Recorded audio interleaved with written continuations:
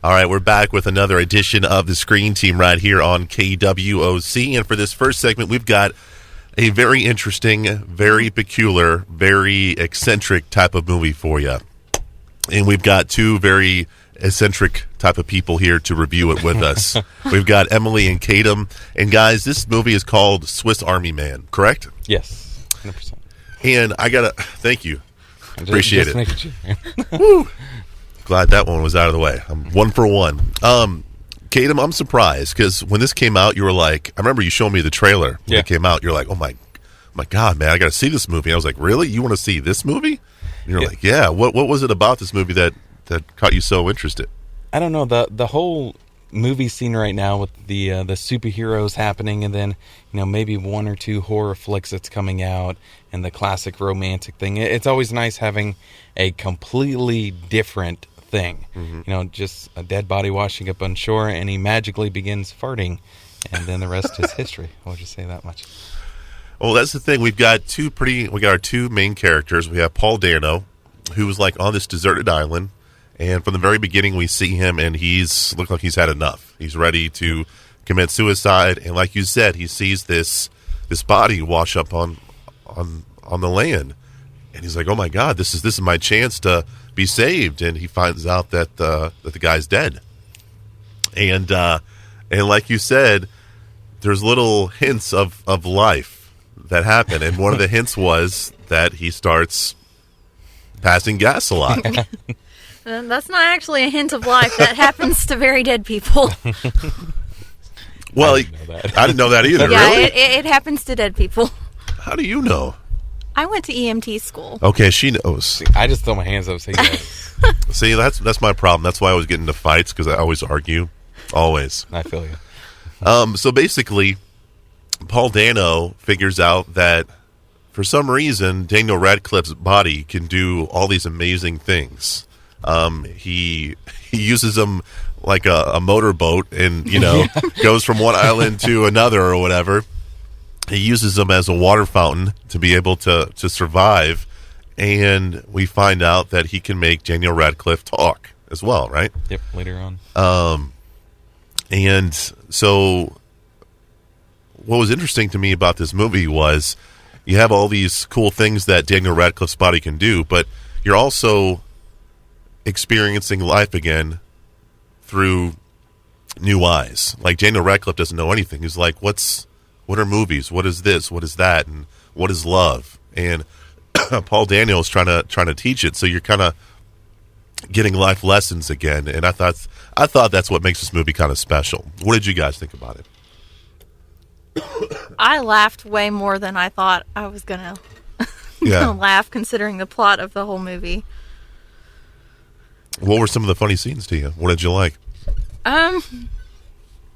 Well, they were very inappropriate moments. Most of them were the ones that I thought were the funniest. It's definitely not a kid's movie. Right. But he's trying to explain sex to Daniel Radcliffe. And we mentioned that Daniel Radcliffe is flatulating a lot as part of death, and the other character plugged his butt, so he would only fart when he needed him to. So I forgot about that. He's explaining sex to him. Daniel's like, "Well, did we have sex? You plugged my butt." Right. Did not expect that. And while we're on the topic of butts, Kadam, you want to? Emily, throughout the whole movie, there's a couple scenes where you can see Daniel Radcliffe's is behind. Yeah. Right. And first thing comes out of her mouth is, "Why is his butt so hairy?" I was like, oh, okay. I don't know why, but I always just kind of assumed that Daniel Radcliffe was probably one of those ones that was like waxed all over. Right. I don't know. I got it. I think I know why. Because he was Harry Potter. Didn't. Boom. Man, I need one of those like zingers on the screen. Kadam, what did you think? I mean, you were interested in the trailer. You're like, I got to see this movie. You saw it. Well, what did you think about it? Like Emily said, throughout the whole movie, I was laughing pretty hysterically, just because my sense of humor involves flatulence and involves burping and weird sex innuendos, that kind of thing. Just because Radcliffe, they were talking about the sex scene, and they found a old Maxima magazine, and he's like, "What are those?" And he goes, "Well, those are boobs." Right. And he gets close to him, and his heart starts pumping, and he starts becoming more and more alive. Right. So throughout the whole movie, it's just like you said, it's teaching somebody that knows nothing about life. Right. And it's intriguing, it's interesting, it's a comedy flick. You know, he's basically a Swiss Army knife, hence the name of the movie. You know, he's a Swiss Army man. Yeah. Turns him into like a chainsaw, or where he's sitting there right. chopping down things. I was laughing pretty hard, you know, just because of that. You know, it was probably because it was late at night too. But and there was the scene where they get attacked by the bear. Yeah. What did you guys think about the ending? Did you guys understand the ending well? Did the movie explain its meaning at the end? It made me really sad for the main character at the end. I won't say why, but it was kind of depressing. Yeah. The end was depressing after all that he went through to have that ending. Katem, what do you think? You agree with Emily?